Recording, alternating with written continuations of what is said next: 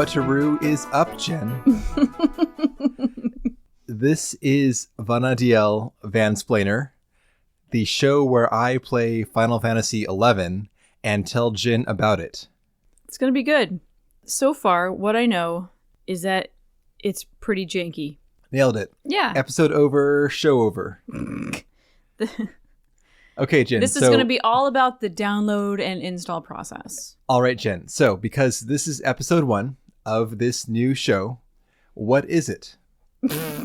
With the announcement of the latest Final Fantasy XIV expansion, and that it will be cribbing from Final Fantasy XI, I became very curious about that game world. Mm-hmm. Playing 11 has been a bucket list item for me for some time, but because time is short and it sounds like a very grindy old school MMO, I've been mainly wishing for it rather than doing it. However, with Dawn Trail now kind of forcing my hand in a sense, I'm now hopping into the deep end and going full Vana'diel. Which is great. This show is not going to be pod return to Vana'diel. It will not be a detailed examination of 11. I am not doing any more research than I have to in order to play it, which is actually a lot, because the game is very opaque. Great. Instead, this is a journey through Final Fantasy XI from the perspective of a 14 player. That's and fair. Jen. And Jen. Because I am none of those things. I'll be talking about my observations and things that stood out to me. I am hoping to come out of this with the knowledge needed to understand the pieces that will appear in 14, but I don't know what it's going to be yet, so we'll see. Yep. As a final note, we are putting out this episode 1 through the Pod Return feed, but future episodes will be for patrons only of our very expensive $1 a month Patreon. Patreon.com/podreturnffxiv. Hop on board for more Vana'diel Vansplainer and more content. I'm doing Jen's job. Yeah. So, Jen, here is the start of my Final Fantasy XI adventure. Jen is looking very pensive right now, and I don't know what she's going to say. I was listening to Pork Chop. I see. Yeah. Okay. He's making noise. Weird. I have no idea what to expect. We were talking about this recently, well, earlier tonight actually, and I was like, okay, so what other MMOs were there on the market when this came out? And I am so outside of the loop of MMORPGs, like completely. I was not a WoW player. I didn't play video games, period, from like the time I was 18 until I was 31. So it's a bit of a gap, right? So yeah, no idea. What year did this come out? 2000 something, I think. Jesus Christ. Like early 2000s, early 2000s. Man. Yeah, no concept of what existed then. Because I believe we have hit its 20th anniversary this year or thereabouts, so that would put it in 2003 or 2004. Interesting, because 2023 was the 10th anniversary of Final Fantasy XIV. Yeah. They were like exactly 10 years apart. That's interesting. Anyway, so the very first challenge of the game is getting into the game. Just like Final Fantasy XIV. Literally accessing the game itself. Yeah. Hey, okay. This is a 14 is easy mode, Jen. Oh, boy. This took me over an hour, not counting any download time, to actually get to the game screen, the very first game screen. After you downloaded it. There were many downloads and patches during this time period. I am cutting that out of this time recounting. It took me an hour of labor thereabouts to get into the game itself. Oh my god. There are YouTube videos that explain how to get yourself logged into this game because the process is so convoluted. Oh my god. First, I tried going to the game's website. One, not optimized for browsers because like the whole thing appears on like half the browser window for some reason. Anyway, so it's like somebody made it for mobile and then didn't make it like universally adaptable. So I don't know what the fuck, but anyway, that was my observation first off. I backed out of it and went to confirm that it was the correct website because it's like... Yeah, because this looks like a scam. Also, it's on something called Play Online. Play Online is some other service. I don't know if Square Enix owns it or not, but it's some service that helps to host and or like gateway Like an into emulator? this game. No, I think it's whatever they used to get the PlayStation 2s online back when the game first came out. Okay. And now it's part of the infrastructure. I think, again, I've not done research on this. This is my experiences. Jank. I'm Vansplaining. I'm not coming from a position of knowledge. Yeah. Just of armchair experience. Okay. Regardless, though, the website is on something called Play Online. So it's like, what the fuck is this shit? Am I going to get like keylogged or some crap? So I back out of it. I go to confirm, first off, is this the correct website? Is this legit? And yes, it turns out this weird ass Play Online, Oh my God. like Web 1.0, whatever website, is the correct website. Great. Next up, I go to download the client. To download the PC version, there are 5 different files which you must download all of, extract them, and then run an installer to combine them. Oh my fucking God. But 2 of these 5 files would not extract for me. As in, I did multiple downloads of these files, and I tried to extract them, and they kept erroring out. Why? I don't know. But how do they work eventually? Because I tried to Google for why is this happening? Uh-huh. Not what I Googled, obviously, but still. And no one had my experience. Nothing came up for me that said I can't get these files to extract. Wow. So what I did Not instead, a soul. I instead went to Steam and bought a game key on Steam so I could use the Steam downloader. There's no like free trial download on Steam. I could see I had to buy the complete edition on Steam. And once I did that, though, I could use the Steam downloader to get the game client to me, which worked out great. It was on super cheap sale, though. It's like $10 for the entire, like all expansions. Okay. This game does not cost a lot to get into. A lot of money. A lot of time, yes. A lot of money, no. So, oh my God. after getting the Steam install done, I had to get my account set up. This is where I ran into more Play Online fun business because you need to have both a Play Online account and a Square Enix account to get into the game. Oh my God. This took me a long time to figure out. And again, that YouTube video that said, how the fuck do you log into the game? That helped because the game client, there's like a launcher like 14 has, but the launcher is some sort of convoluted ass piece of software. Uh-huh. And you have to set up your login profile, and the profile has like 5 different authentication things in there. So ultimately there's like your Square Enix login, Square Enix password, your Play Online name, your Play Online key, your Play Online password, and then there are 2 optional passwords as well, all in one like login screen. I'm faced with this screen with poorly described input fields. Oh my God. And eventually, again, through Reddit and through YouTube's help, I was able to match the various information I had to the launcher and get logged in. But I don't think they want people playing this. That was my experience. It's like, how is someone supposed to get into this game if they're not? You're not meant to. It's I've been cursed. playing PC games since the fucking like late 80s. Yeah. So I've dealt with some fucking convoluted shit to get into games and make them play. This is tapping into my deep well of how do I make this fucking game play when like it crashes after I launch it and so on. So I've done this troubleshooting beforehand. But how does someone who's not a fucking nerd like me play this game? For real. Anyone else who's like, oh, this seems interesting, let's try it. And then they can't install the game in the first place. Fuck this shit. I'm gonna go play, I don't know. I feel like that Venn diagram of people who are curious about playing Final Fantasy XI and have the capacity of getting in there, it's a circle. I don't think there are people out there who are casually interested in Final Fantasy XI and I think that and got like turned off by the login process. Like I believe it happened, but it's gonna be like one person. Casual gamers who play 14. 1, 14 has like an actual 11 crossover event, and 2, apparently Dawn Trail has 11 shit in there as well. No. Like, so okay. This will prompt, I'm assuming, other people to say, hey, let's go check this out. I want to see what I'm missing. Oh, you're not wrong. Oh, triple middle fingers. I mean, it's already happened. Yeah. Yeah, because you're doing it. Yes. So, but how long has it... Okay, so I'm like, what was the process like back in the day in 2003, whenever this came out? I don't know, but I do know they have done multiple kind of updates to the system.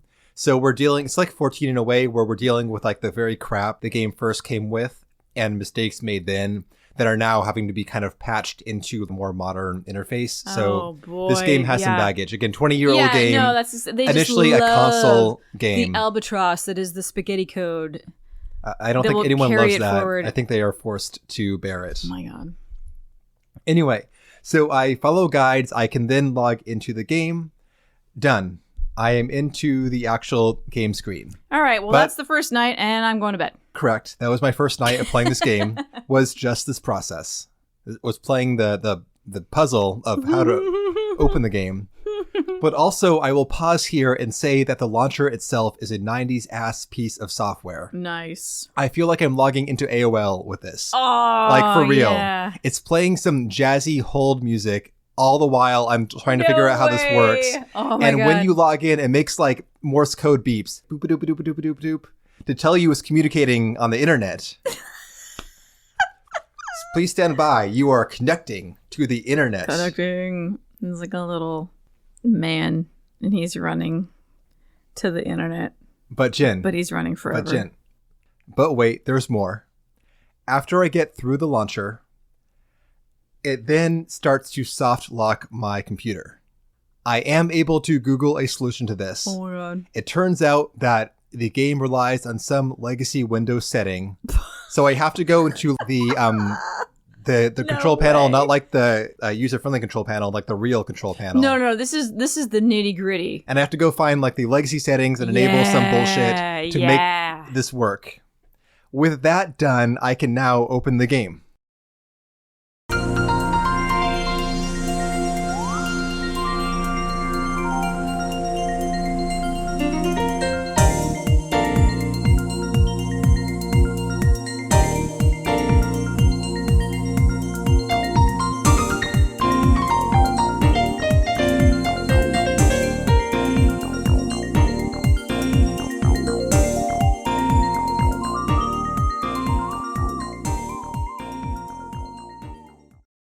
This is day 2 now. Day 2 of game. Do we know any do we know anything about this at this point? Like who is your character? We don't, What Jen. are you supposed to do in the game? You're supposed to... What does the world look like? Well, again, I have not yet actually interacted with the game client directly. I have not made it past the launcher until day 2, so we don't know. The game itself opens now. It actually opens. And we get the full FMV cutscene at the start. Okay. It goes through and says, okay, so Vana'diel is a world with crystals of power, of course, old school Final Fantasy stuff. You get like a big glowing blue crystal as the very first image in the FMV. Oh, that's familiar. Yep. And this thing goes on to describe how the peoples of the world were at war with the Beastmen in the past. And we get this FMV sequence that shows a horde of chonky lizard frog people overrunning and sacking a city. And one child escapes barely. And then they come back when they're an adult at the head of an army. And they have a cat girl girlfriend. And the FMV ends. No way. That's the opening FMV. Okay, so I'm guessing we're following this kid? Or is that just like telling us a little bit about the timeline of events? I have not met this kid or his cat girlfriend yet, Jen, but I'm sure I will at some point. I'm sure he's some major power player. All right. I'm guessing. I don't know. Anyway, so next up, character creation. This is very quick, actually. Boo. The first thing that hits me is that the character race options are exactly the same as 14's. Just different names and slightly different aesthetics. You've got humans, elves, catgirls, Rogadins, and Lalafels. Wow. But again, they're called different things. What are they called? I don't recall most of them. Oh my God. This is as an overall note here, I am not keeping notes open while I play this game. When we do a pod return episode, I have 2 monitors open. I am pausing every 5 seconds to note shit. Not happening here. Yeah, I am playing a stretch. Yeah. I am making notes afterwards we'll about my experience. We'll eventually know what these things are called, but not right now. That's fair. Maybe. You're like, if I give a shit. We got catgirls and elves. If I give a shit. So anyway, there's an aesthetic choice with the Final Fantasy XI races where most of them have black noses, which I find to be fairly off-putting, though I'm sure I'll get used to it at some point. Black noses. So the last 3 race options all have black noses or black shading on their noses. Okay.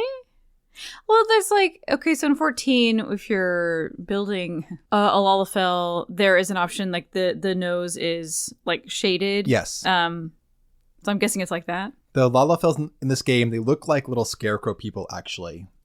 It's Ugh. like they have like a triangle coal piece for a nose. Oh, God. Ew. Ugh. Is that cute or? They are cute.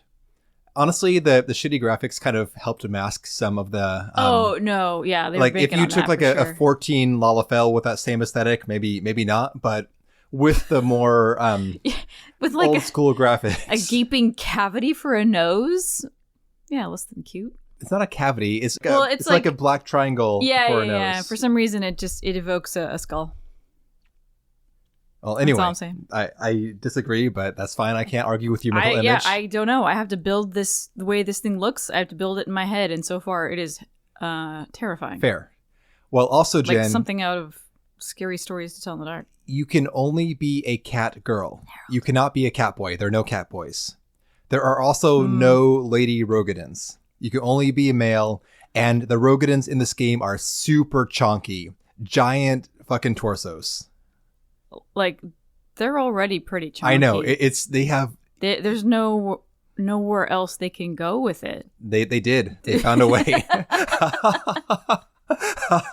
I'm imagining just like the stone heads from the sunken temple of Karn. That's a Rogadin now. Yeah, pretty much. It's just a chunk of man. Their shoulders are way wide, and they have enormous torsos and little bitty legs comparatively. Little bitty legs. They're actually, quote, normal size legs, but they look bitty compared to the torso size. I have not yet seen a Rogadin in-game. I know they're not called Rogadins. I don't know what they're called, whatever.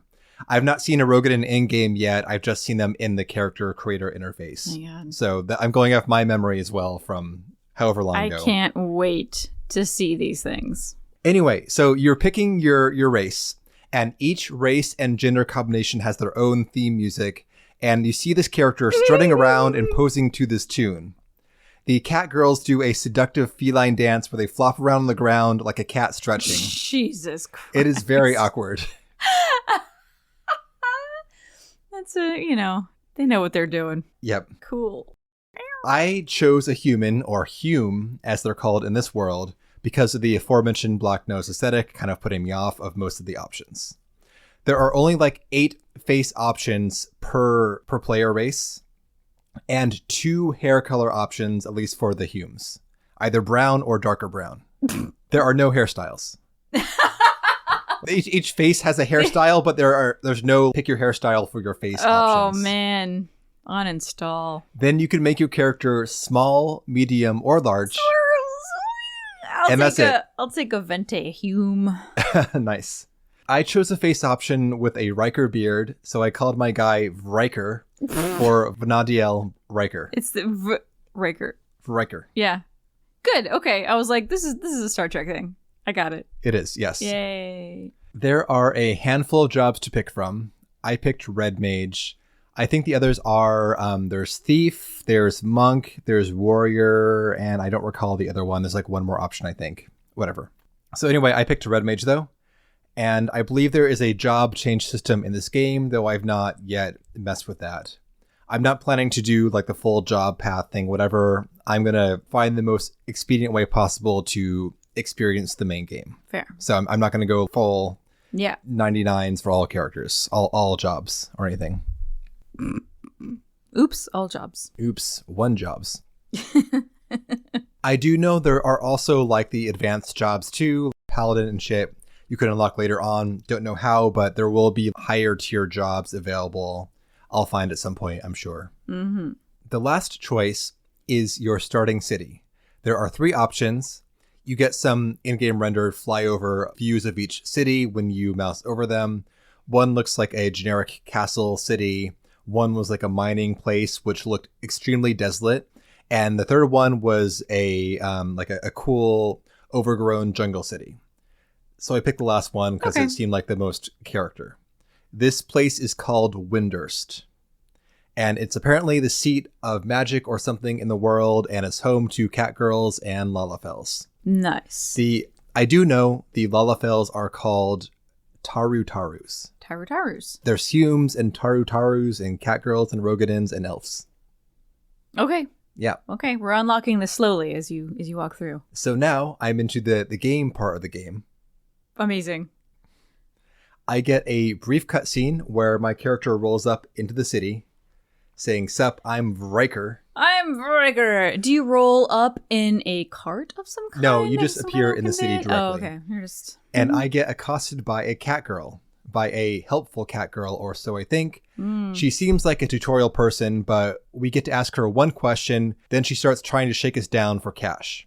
Then she gets chased off by a band of Taru-Taru guards called the Star Onion Patrol or something, I think. The Star Onion Patrol? That's so cute. So here's the next twist. Some of the Taru-Taru talk in literal baby talk. Oh, no. She gets chased off and one of them stays behind to help us. And he tells us that the catgirl is a big weenie. And for some real help, we should go talk to some kind of creature whose name I can't recall. And he's like, go twalk to this weird thing by the big twee. Oh my and God. then he runs off too. Oh, no. And that's it. Now I'm actually playing the game. Cutscene over. I am in the game world. Now you're going to the tree. Side note, Jen. One, no, I'm not going to the tree. Why wouldn't you go to the Just tree? first side note. You're supposed to go to the tree. It's going to be revealed later on that the character I met, the Taru-Taru, is a literal child. Okay. But this is not at all apparent during this first cutscene. Because he's part of like a militia. Yes. And also, again, like... What is this place? This lawless place where you're immediately accosted by a pickpocket and then a band of urchins with swords comes up to protect you from the pickpocket. Like, what the fuck? Pretty much. But again, bear in mind, very first cutscene in the game, very first Taru-Taru you meet, baby talk, bam. And again, this is a child, but the children and the adult Tarus are like almost the same size. I could not, unless you had them side by side, I probably couldn't tell you which one was which, frankly. Amazing. But the adults do not use baby talk. They do something. We'll get to that later on. So now I'm in the game. I'm, quote, playing the game, and I'm faced with an almost non-existent UI. There is no user interface. Yeah, you sent me a screenshot, and it was like, oh, this is after I hit whatever it is, F12, or scroll lock, or whatever it is to get rid of my HUD so I can take a nice clean screenshot. But no, I think it had like your name, and then like a health bar. I cannot make the name go away. That may have been it. I wish I could, but I cannot find the way to make the name vanish. So you are faced, when you first come into the game, there is like a chat bar at the bottom of the screen, and people are yelling about crap they're selling in the auction house for more gil than I can imagine. I'm desperate for like 100 gil at a pop at a time, and people are like, buy my garbage, 9 million gil. What the fuck? I'm literally destitute constantly, and you're selling some garbage for this much. Anyway, that aside though, so there's like a spam channel on the bottom where people are selling garbage and so on. And then there is a little health and MP bar in the corner. And then there is the helpful arrow icon thing in the other corner telling me that I'm on a real fast internet connection or something, I think. I think it's like you're on the internet. Look how fast you are. Ooh, look at that ping. Yeah, I think it's doing that. I can't tell, but it never goes away. What a weird thing to show you. Old game. This was around when people had they could have chosen... dial-up probably, and like some shitty DSL-ass internets and so on. Okay, fair. Yeah, it's been a while. But anyway, you might have noticed, Jen, there are no buttons in my description. There are no menu icons in my description. It feels It is just chat bar, scary. Like internet speed confirmation, and then health bar. You're lost in a foreign country. But wait, Jen. What do you do? But wait, there's less. You were so proud of yourself for writing that down. I did not write it down, Jen. That came up on the fly. That's. I'm impressed. Thank you. It'll be more impressed by this next segment, Jen. I bet. So I start trying to click on stuff, trying to figure out what's going on. Like people, are there things that are labeled? So like in Final Fantasy 14, there's like an NPC with a name. You can click on the name and they'll like talk to you about shit. Yes. So there are people, there's like a tent and there's a handful of NPCs in my vision right now. So I try to click on people and the game goes meh, meh, meh, meh, like error messages. Okay, so you're not supposed to click on the remember, Jen, this was a console game initially. Mouses did not exist. Mice did not exist. The mouse is effectively functionless. The default mouse buttons, Jen, are bound to make the chat window bigger and make the chat window smaller. So throw the mouse in the trash. You don't need it. What do you do then? So you use a controller. Spoilers, but yes, I ended up on the controller. I'm using controller now. It feels natural for this game. Okay. The keyboard did not feel good. Yeah, without a mouse. Anyway, Jen, again, bear in mind, you can't click on shit. So how do you do shit? There is no helpful pop-up. You can't even click on icons. Like if you get a buff or whatever, you can't mouse over it to see what it does because, oh my God. Again, the mouse is not a functional tool. I'm getting like claustrophobic just listening to this. I had to pull on my old school PC gaming knowledge once again and press literally every button on the keyboard looking for hotkeys. No way. Yes. Because there's no settings to go in to see like, oh, how are my keys bound? Exactly, because I can't reach the settings menu. That's terrifying. Because I don't know how to access the menu because there's no iconography for that. God. Eventually, Jen, I find out that the minus key triggers the menu. That doesn't make any sense. But wait, Jen, there are 2 submenus within the menu. The settings menu is on the second submenu. So you have to press the minus key, and then you have to press an arrow key to change the menu. No, that's too much. Fortunately, there are like little arrows to the left and right of the menu, so I saw that and I was like, oh, there must be more options. It's like you're literally like lost in a country where you don't speak it, you don't read it, you don't know shit about shit, you can't talk to people. Correct. This is a nightmare. So it takes me from getting into the game to being able to actually play the game another hour.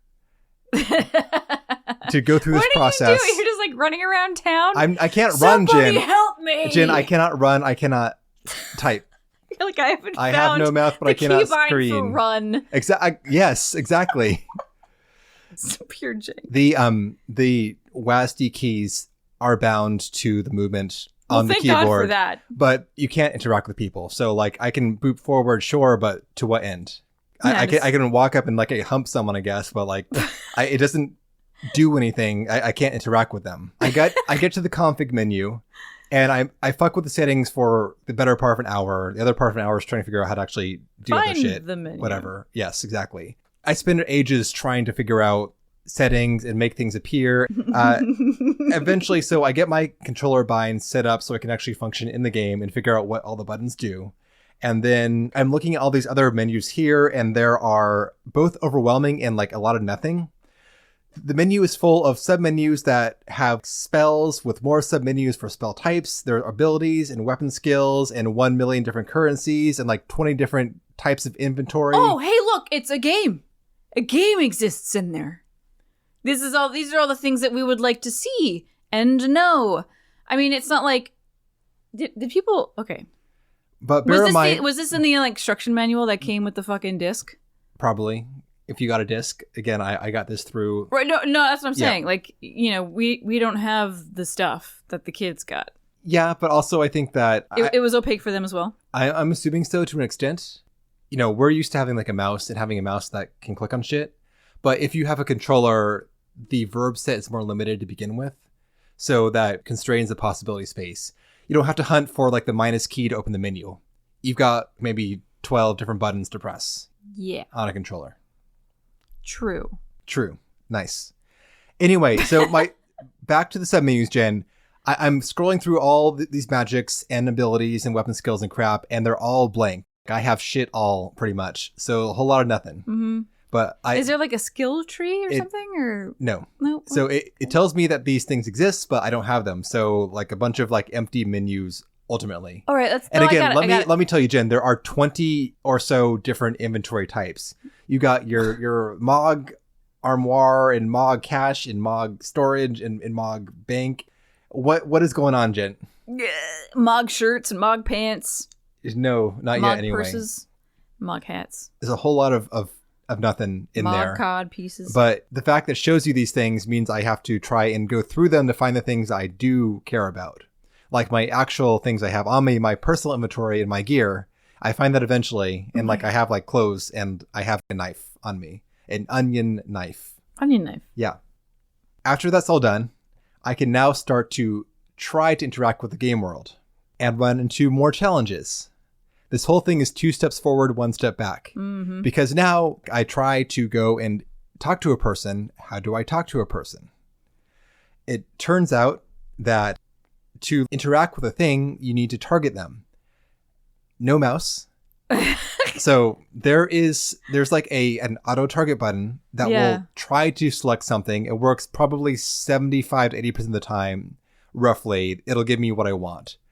Otherwise, though, I've got to press the D-pad to scroll through every target on the screen. Oh my God. Including friendlies, to select the thing I want to. Oh, that's... Yeah. So it'll be like, I want to talk to this person. Oh, the auto target picked up some player over there. So I'm going to go scroll.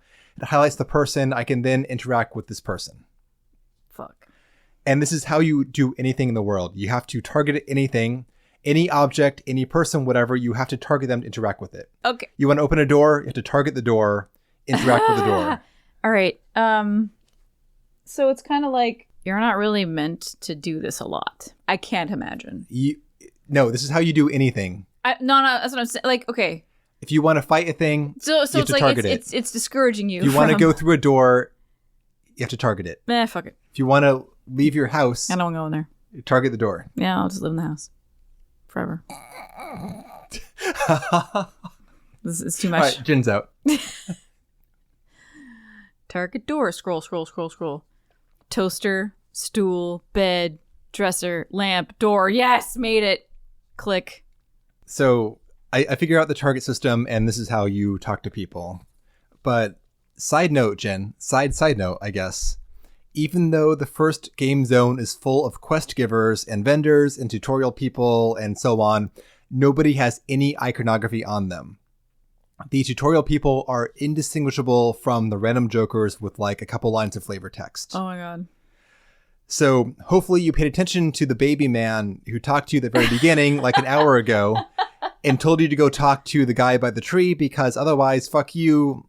You got like a bunch of assholes who are going to tell you to fuck off. I was going to say, like, we're just go to the guy with the quest marker. Nope, there are no quest markers, Jen. Oh my God. So this is hilarious.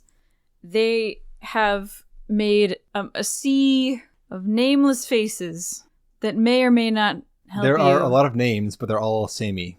And you have to scroll through all of them just to target and talk to them. You got like but you don't even know which ones are the good ones. And Tarukis. Correct. All those things, Jen. It's not even like a different color. Nope. Underlined. Nope. Fuck off. So because I did pay attention to the baby man who told me to go to the tree creature, there's 5 people under the tree, but one of them is weird.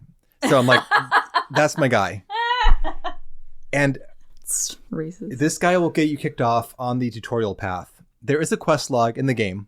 One, the quest log does not update. So it does not update to say, here's the next thing you do in the quest. Or does it show you at least what you've done? No. Here's the quest description. Like write it down. Who gave you the quest? And then maybe a hint, but if there's a multiple step quest, then it does not update with every quest step. Jesus Christ. Also, the tutorial does not appear in the quest log too. So you have to pay attention to your tutorial people, because you get kicked around a few times during the tutorial to different people. Oh my God. You've got to make sure you pay attention to who is who and who's giving you the steps, because otherwise you'll lose the tutorial. Anyway. Oh, it's pure anxiety. So I go to the guy by the tree, and it turns out it's a weird automaton thing with sack-like limbs and 3 wheels. These guys are some sort of guard robot, and they'll be all throughout the city. They are limbs? Canvas limbs that are stuffed full of something. Because you can see the stitching on the limbs. Oh, like a scarecrow. Oh, yeah, but it's like a wheelie scarecrow. Because they got wheels on the bottom. Okay. Scarecrow and wheels. It's an interesting mix of media is all I'm saying. Well, these guys appear in Final Fantasy XIV in the Stormblood expansion. If you've played Stormblood, or if you play this, you will recognize when they appear in the other one. Oh, shit. These guys, again, they're like the guard robots of the city. They have names like Ace of Spades or Ten of Swords. These like or Modrons? Whatever. No? They are sack golems. I'm just trying to wheelie imagine. Scarecrows. Torso sack, and they have 3 wheels at the bottom. Are they like the little frog They're more like the frog guys, the frog robots in 14. Yeah. That's closer to the mark. Okay. So they have like a sack torso and sack arms, and then a little like horned so when headpiece. you said like sack limbs, I thought of like the shape of like a sack of money, you know, like a teardrop kind of shape. Yeah.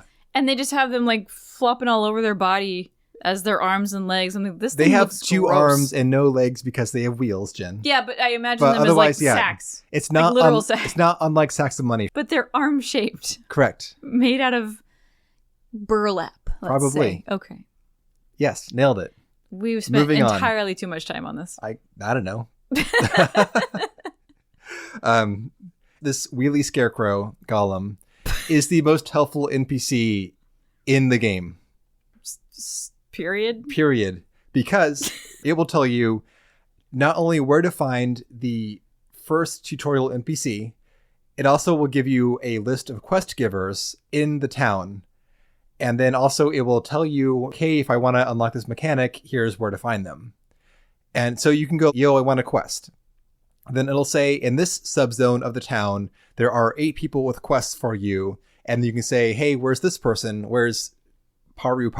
Okay. And then you click Okay. on them, and then it shows you on the town's map, here's a little marker where that shows where this person is. They have a quest for you.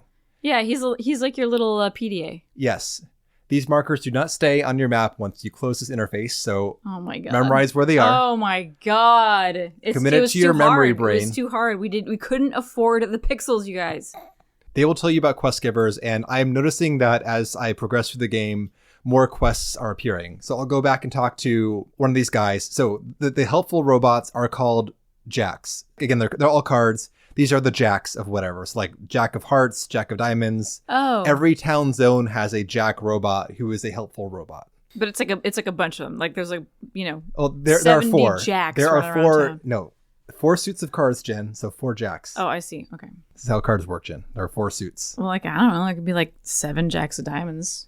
And There's there's one no Jack of rule. Diamonds, Jen. There's no rule. There is definitely a rule about All right. that. Well, apparently there's a rule.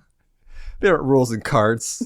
There's no rules in poker, Jen. Yeah. I got a jack of diamonds up my sleeve, and I got a jack of diamonds up my other sleeve. So at this point, I go and try to find the tutorial NPC. He's by one of the town gates. By the way, that this whole town, this is like the Jungle Ruins town. So this zone I'm in now, this is like a bunch of jungle canyons with open kind of areas between the canyons where they intersect. And that's where all the activities clustered. So there's like the tree canyon meeting area, and then like a canyon that runs over to the gate. And that's kind of open, and there's people hanging out on the dirt floor. Okay. Yeah. So I go to the gate and find the tutorial NPC, and he tells me some basic info, how to check enemies for their power level, respective to mine. Then he says, hey, go kill some scrubs and come back. And I'm thinking, finally, some gameplay. Yay! So I go out the gate and I go to fight some scrubs.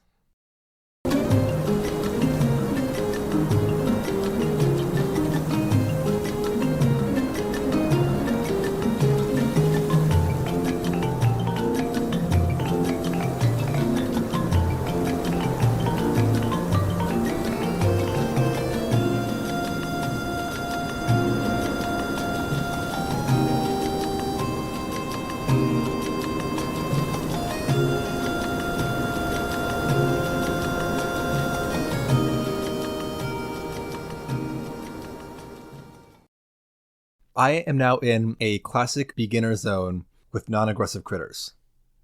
The immediate outside of the city is a savanna-like area with a shallow river that winds through the zone. We've got mandragoras and rabbits and bees and caterpillars.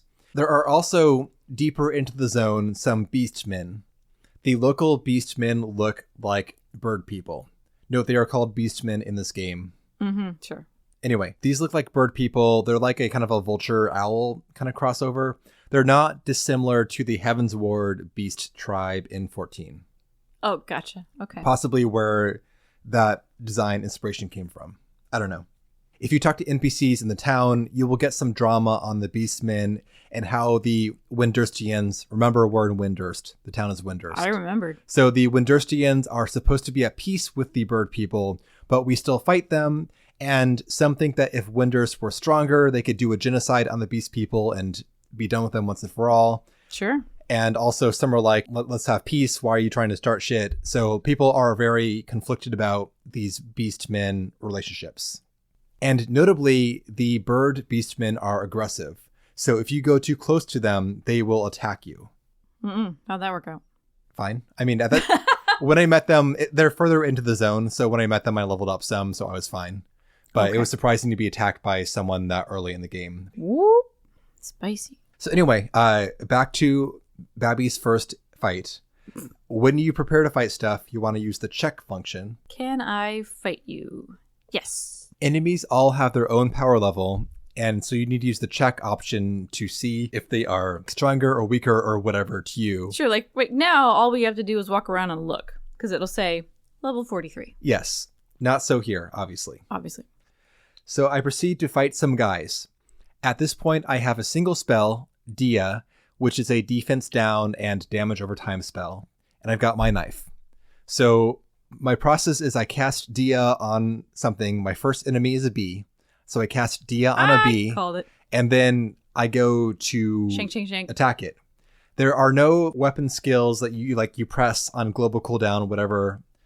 Throw away all your 14 just like assumptions. You get near it and it auto shanks? Well, you have to tell your character that you're now going to fight this guy. Oh my god. So this is actually very much kind of old school Final Fantasy, but for a single character. Okay. Because when you select an enemy, you get a little context menu. Yeah. And the options are like attack, cast spell, got it, use ability, use okay, item. So it's very much like you are doing Final Fantasy menu options in this MMO fight. Weird. So I cast Dia and then I click the attack button. This starts my character auto-attacking. At this point in time, auto attacks are my primary source of melee damage. Later on, I'll get more spells too, so I can spam water on enemies or whatever and kill them that way. But that's the most annoying fucking spell. When you're getting hit by like a water sprite or the fucking mind flayer dude in Tamtara, and she's like, water, water, water. That's me right now, Jen. I'm doing that. That's me. Stop, and it's like sploosh. Yeah. Sploosh. Get splooshed, and Jen. it hits so hard, and you're like, fucking knock it off! No, I will not, Jen. Okay. At this point in time, I have a single weapon skill, which is called Wasp Sting. And in the present day, as in at recording time, I have one weapon skill. Look at you. I do not when I start the game. So well, no, we. So I've got a few spells in Wasp Sting, but my bread and butter still are auto attacks. So I don't know if that changes, but for now, it's a shank off. Yeah. For the moment. Back in time to my very first fight, Baby's first fight. I am fighting this bee.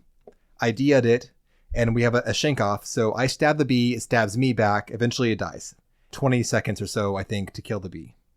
As this is happening, I'm getting a bunch of text pop-ups saying that my various skills are going up by 0.1s and 0.2s. My stab skill is going up by 0.1, my evasion is going up by 0.2, my parrying is going up by 0.2.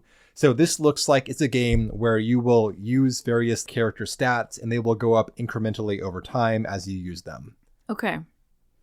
There's also capital L levels too. So I level up to 2 in like a couple kills and so on. Yeah. Okay.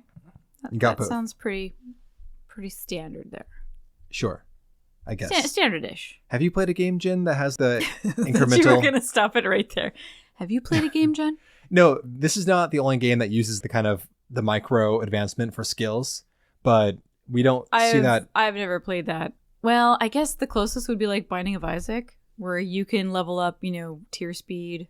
Sure, but that comes when you pick up a thing. It's not because you're using that a lot. Yep. It's not a muscle you're exercising. Anyway, so I fight more animals until I level up my stabbing enough to learn that weapon skill, the Wasp Sting. As you are fighting, you'll generate TP or technique points. And when you reach 1,000 TP, you can use a weapon skill which does a lot more damage, and the Wasp Sting inflicts poison. Ooh. Now that I'm level 5 and I got my skill, I go back to town and tell the tutorial guy, yo, I'm cool now. And he says, no, you're not, but nice try. Close enough? Oh, yeah. Okay. And the tutorial quest then tells me to go to a couple more places and then says, cool, you're cool. It's been replaced at this point in time by other kind of quest lines to get me deeper into the game. I feel like I need to play 14 right now as a palate cleanser. Like I feel so like I'm stuck in mud, or like you're trying to run in a dream and you cannot run. It's that feeling. That's how I feel about this game listening to you talk about it. So now that I'm 5, Jen, I can now unlock trusts. At this point, when I go back to town also, so I walk back into town and I get a pop-up immediately saying I can now start a story called The Echoes of Vana'diel. And I think, cool. So I press OK. And I get a cutscene. It transports me away from my character. I'm watching some other place. And I get a cutscene where a ninja lady teleports in. She appears in front of a big crystal. And I'm almost positive this lady is the same one that appeared in the Final Fantasy XIV 11 crossover event. She's got like that red headband with the tassels or whatever that stick out the back. You might recall, Jen, in 14, she appears in our world and she's like lost and trying to find a way back. And we got to do things that are like 11 to remind her of how games work or something. I don't remember this at all. Okay, well, maybe some listeners will. Sure. I'm positive this lady is the same one that appears in the Final Fantasy XIV crossover. Which was that? Was that recently? A year or so ago, I think. Not that long ago. Because the Final Fantasy 15 one was first, yes. Right? And then Final Fantasy 11 had the big crossover thing. And did 16? No. No. Okay. Not yet. I feel like I definitely. It bothers me that I can't remember anything of it. I mean, it's because I didn't play the game, so there's nothing there to grip me. This thing appears from time to time, I understand. So when it appears again, we'll do it on our podcast characters, and you'll be refreshed. Was it like a seasonal event, that kind of a thing? Yes. Oh, I'm so annoyed. Anyway, right. Jen, yeah. So this ninja lady appears. She teleports in by a big crystal, and she starts monologuing to herself about what year it is and that she has to act now. So she seems like she's some kind of time traveler or dimension traveler person, and she's here at this crisis point in the present, in our present, in 11, and she's got to act. The cutscene ends. I'm back in town. Oh, shit. When was that? Was that 5 minutes from now? Is it 10 years from now? Well, stay was it tuned. 50 years ago? Stay tuned for more of that storyline, Jen, later. To be continued. But for now, I'm back in town. I'm working on trusts. So we got trusts in 14 too, Jen. But in 11... So trusts are the NPC companion system. In 14, they do dungos with you. Mm-hmm. In 11, they are going to be your overall general purpose companions. They are your replacement for real friends. They will run around with you in the field and whatever. They're not confined to the bounds of a single dungeon. That's hilarious. And these are, I understand, extremely important for success in this game. So I get a lead that a Taru named Kupipi wants us to help experiment with trust magic. So I head over to an overgrown magic tower in the center of a lake and meet with her. Kupipi uses the other brand of Taru speech affectation that is not just baby talk. Instead, she will actually just repeat random words and rhyme them. Rhyme them. Yes. Multiple Tarus will do this thing. Oh, man. The other speech affectation that the Taru have is that if a word ends with a T, they will append Aru to it. Oh my god. I honestly find this last Aru, speech affectation Aru, to be a little cute. Aru. Sounds like shit-aru to me. That's Wow. why you've been doing that. That's why you've been doing that! Oh my god, you guys! He's been planting this fucking seed for like 2 days. I had no idea what he was talking about. Like, we're texting any word that ends with T, he'd be like, he would say something like, I don't know, Le Marino, but then he would correct it to Le Maru. And I'm like, why do you keep doing that? Like, what is this? Is this the new suffix for all your words, Like, yes. It's a hot new trend, Jen, from 20 years ago. Oh my god. It's coming back around. Fucking long con. Long Aru con. No. Well played. Some of the Taru also have their own little personal quirks too, It's a running joke in this game how they handle their little deal. So, for instance, Kupipi, she does the affectation, but then she'll correct herself. She's like trying to talk like a non-Taru, but she keeps defaulting to her language. So she'll be like, actually, I mean just actually, and so on. There's another pair of Tarus later on that one of them is doing the rhyming thing with the other one's name, and the rhymey gives his buddy a death glare every time they attempt to rhyme the name. Wow. And like the screen goes red and everything stops for a second. So it's very cute, actually. I like it a lot. That's great. Like it's very self-aware, and it plays with like immediately self-aware. Yeah. That's great. So anyway, Kupipi gives us what is called an alter ego of herself.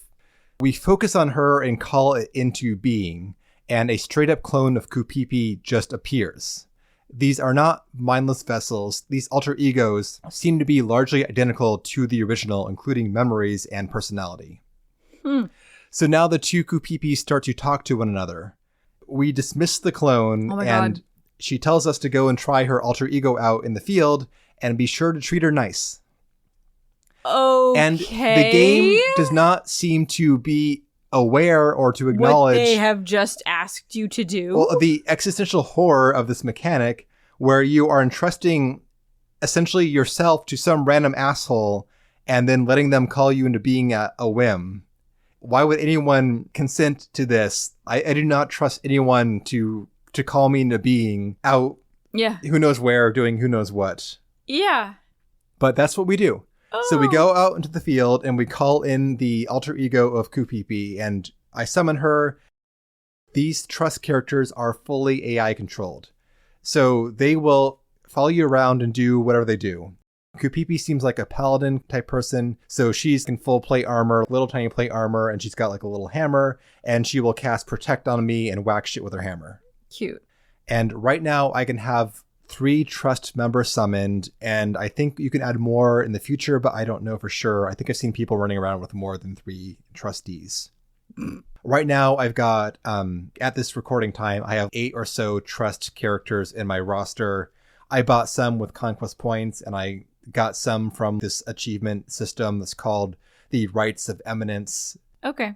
So at this point now, I'm getting my sea legs a bit. The ratio of gameplay to menu diving and Googling is shifting towards gameplay. Nice. And I'm now starting to shift my focus towards doing some actual questing.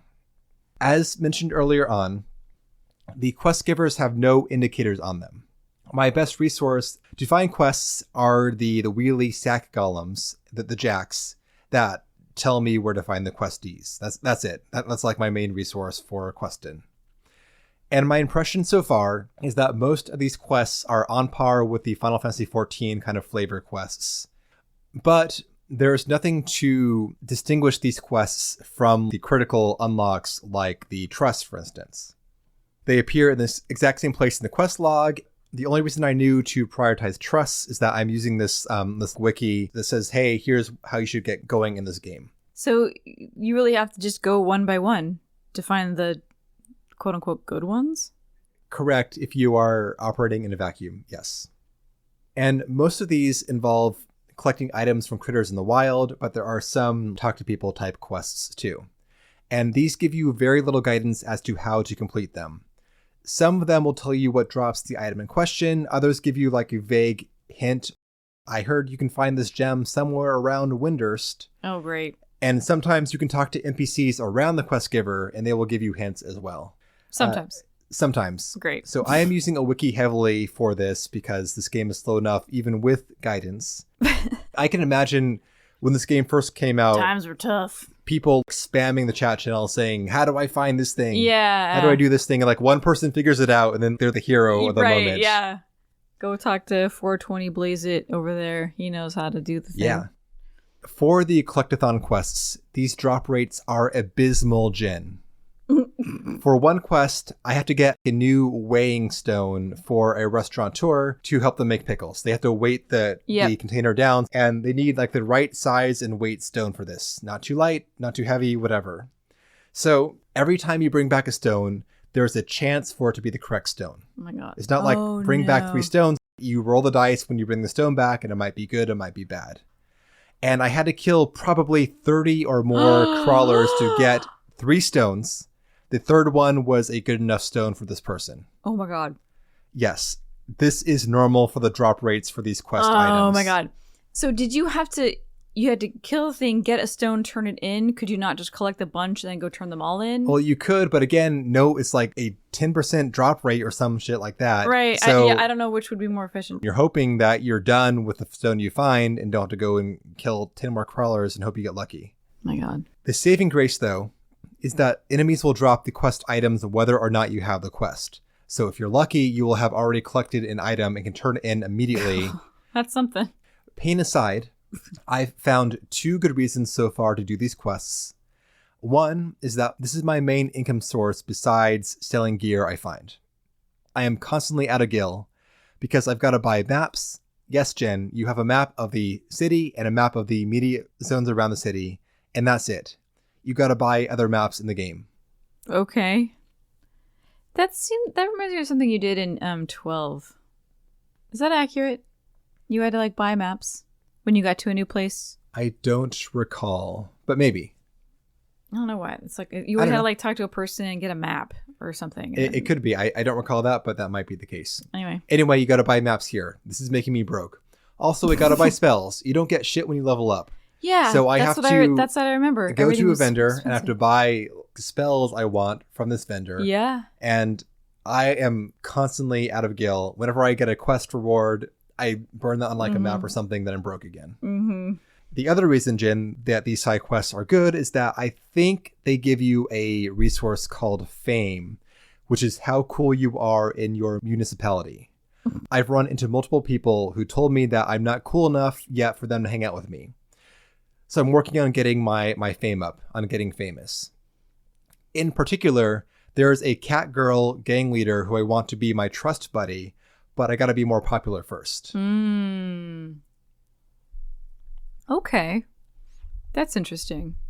And anyway, besides the mechanical benefits, I'm also doing these things because I'm here to experience the game world, and I am getting flavor from these quests for sure. Thank God, because it really wasn't looking good at the beginning. Correct. Yeah. And I was like, I know that this game is beloved by many people, and so much so that they're leaning on its content very heavily for Final Fantasy XIV, next big ass expansion. Like, that's huge. So I'm like, what's going on? I was very confused in the beginning. Like, I don't know what is happening here, but already it's like, it seems kind of interesting. Well, the launcher debacle. No. Expectations were set. UI garbage. Expectations were set. Are not the charm of the game. No. Still, I mean, I guess some might argue yes, because 14 had similar issues. Like, it's a very convoluted process. It feels janky as hell, and also scammy. So there's that, but then it's the shit like, the UI, the menus, the communicating to the player what it is. Again, totally different time and place in which this game was released. So maybe we all had an instruction booklet and it was like, go talk to this guy and here are your buttons, and so that all seemed very scary. The character creation, that was surprising that they had more than like 2 races, and they seem interesting. They're unique. It's not like your typical race options in a video game, at least in my opinion. Yeah. Okay. So everything's shaping up here. Yep. Okay. So my side adventures include collecting parts from nearby monsters so I can help to train a wheelie golem on who is good and who is bad. I kill some bees and kill some mandragoras, and then we show these parts to the golem and say, these things bad, kill these things. If it's got a wing, kill it. If it's got a clover, kill it. Wow. Another one is helping a guy to recruit members for his adventuring company. This involves talking to a ton of people. Like, I was blown away by the sheer quantity of steps in this quest. And remember, there's no active quest log. So I have to talk to literally 20 people across all 4 city zones for this quest. Will it check it off when you talk to them? Fuck no, Jen. You better fucking keep track yourself, because otherwise Oh my god. you're on your own. What the fuck? This, How do you know when it's done? you gotta keep track. So you have to, like, I don't know, tally it on a piece of paper, and then when you have enough, you go back to the dude? You have to talk to everyone on the list, but yes. So I kept track by just doing one zone at a time and not stopping till I was done. Yeah, right? Yeah. But this is a good one to actually get acquainted with the city, because it makes you go to all parts of the city. Windurst has 4 decently sized zones within it. The first zone is a bunch of pockets of activity connected by the jungle canyons, like I mentioned. There's a Dalmal farm here too. Dalmals are also in 14. They're the giraffe-like creatures. Another area is a lake, which is where I went to for trusts. It's a lot of little islands connected by wooden bridges. There is an enormous hollow tree in the center of the lake. This is where the Star Sibyl lives, who is like the political and spiritual leader of Windurst, I think. Notably, the Star Sibyl banned summoning magic some years ago. I don't know why yet, but I'm sure I'll find out. The third area is the commercial center for the city. This is on raised boardwalks over the lake as well. And there's a big circular wooden plaza that has an inn, tavern, and the Culinarians Guild, all like on this big boardwalk area. Cool. Side note, I'm hoping that I never have to touch crafting in my playthrough, because I'm not aiming for full mastery here, and crafting looks like a huge time and money sink. Oh, man. So I'm hoping I can get by without opening that chestnut. I hope there's crafting. Oh, no. Thanks, Jen. Final area is the port. This butts up against the ocean. That's crazy. The Fishers Guild is here, as is the airship dock. The airship seems to operate on a real-world timer. It's like a big hybrid airboat, the old-school Final Fantasy-style airships, which were normal boats that had top propellers on them. Like the first minion you get in 14. Yes, exactly. Yeah. So those are the 4 subzones in the city. I talked to all the recruits for this guy, and he's like, thanks. Now you'll be a VIP when you come to our headquarters in Future Zone, who I can't remember the name of.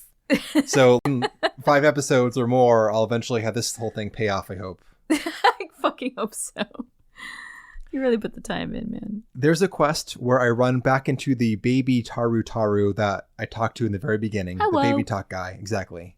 At first, again, I think he's an adult that talks like a baby, but no, he's an actual child. Okay. And he is the leader of a gang of vigilante children. No way. So I asked to join this gang. Fucking I'm like, newsies. sup kids, can I join? And this causes them an existential crisis. He's a grown-up. Exactly. They're all anti-adults. No way. And they're not sure how to handle this request that we're making. Oh my god, I'm so obsessed. like one of the members says like, my mom wants a tail. She's like a 5-year-old child, and she's like, my mom wants a tail. Oh my god. My mom said that she wanted a tail, so they're like, yeah, this is the challenge. Give her mom a tail. So I have to go and kill a rabbit in the savannah, and I bring back his tail, and they're like, well, shit. No, Didn't think about that. Let you win. Yes, so now I bullied my way to this gang of children. You're like, well, I'm in charge now. And now we're on an operation to take down the cat girl huckster that was giving us the runaround at the very beginning. Perfect. So their plan involves using wild onions, and I've not found wild onions yet. So right now I'm at the onion collecting stage of this quest line. To be continued on that one. Stay tuned for more Star Onion Brigade gang shenanigans. I am so happy about this. There's a side quest where an out-of-town Hume wants a Starfall tear as a souvenir. So he doesn't know what it is or where to get it, but he wants one. I'm sure there are clues for this somewhere, but fuck if I know. This is the dumbest fucking quest yet. Yeah. What you gotta do is you gotta go kill some river pugils, whatever. These are like the piranha fish guys. Oh, yeah. You know? Yeah. So we kill them until one drops scales. See earlier note about drop rates. We get the scales. We have to bring the scales to a big tree on a hill in the savannah west of the city. Now, there are 0 visual indicators as far as I can tell, but if you try to target this one tree, your arrow will target the base of the tree. Okay. Nothing on the ground anywhere else showing you this is a targetable place, but it is one. Okay. note, if you're on the wrong side of the tree, You won't see you it? can't target shit. No way. You have to be on the right side of the tree to target this Oh. invisible spot. Diabolical. If you try to use it, nothing happens. Oh my god. But if you are here between 12 a.m. and 3 a.m., and you target the space and use the trade command with the space and trade it these bugle scales, it will give you a starfall tier. Whoa. So you have to throw these scales at the tree. Side note, whenever you have to give someone something, you must use the trade command. Same way, I'm assuming, as you'd like give a player something. Mm-hmm. So you trade the tree the scales and it spits out the tier. You go back to the guy, and apparently this tier like will melt away in your hand if you touch it. So you give him the tier, he touches it, and it melts away. And he's like, what the fuck, dude? You didn't tell me that this thing melted. You didn't tell me that. And I'm like, fuck if I know anything. Why did you want this thing that you can't even touch, man? He doesn't know shit. But he's like, well, you did what I said you should do, even though you fucked it up. So here I have some money, I guess. How annoying is this shit? It's just, this seems like a more dumb thing. It's not dumb, but just dumber. A completely like impossible way of, like time locking shit. Like you can only, log spruce a certain time of day. Yeah. It's that, but worse. Because it seems worse. I think it's like kind of the same thing, but it feels if worse. It felt less arbitrary in terms of the quest steps, it might be cool to go to the tree at midnight and get a tier. So yeah, what it is, it's just like, it's like a secret. Yeah. It's not like a legitimate mechanic because it makes sense narratively. It's a secret. It's like finding a star drop. A star tier. Well, but the star drop. Jin is talking about Stardew Valley. Yes. For the record. But yeah, it's like these are things that you may never do in the game because you don't ever do the correct sequence of motions or go to the thing at the right spot in the right time and the right weather or whatever. Unlike logging spruce in the afternoon. Anyway, not quite side quest related, but in one of the lake zones, there's a whole magic school that is mostly populated by Tarus.